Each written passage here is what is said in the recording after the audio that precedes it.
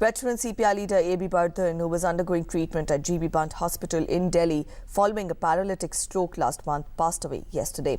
He was 91 years old and he played a key role in keeping communist ideology relevant in national politics.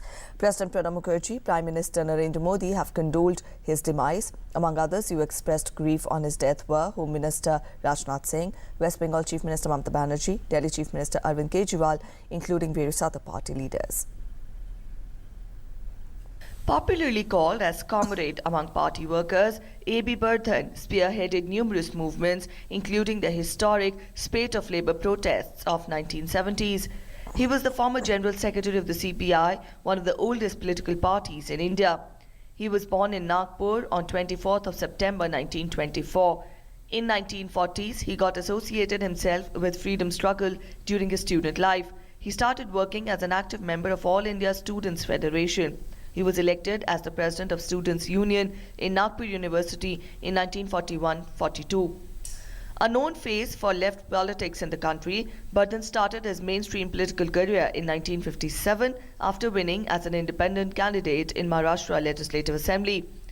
In the 1967 and 1980 Lok Sabha elections, he fought unsuccessfully from Nagpur.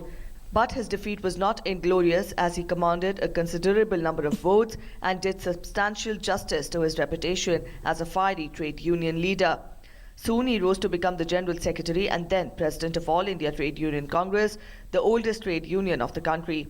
Bardhan moved to Delhi politics in the 1990s and became the Deputy General Secretary of CPI. He succeeded Indrajit Gupta as the General Secretary of the party in 1996. A.B. Bardhan is survived by Ahmedabad-based daughter Alka and son Ashok.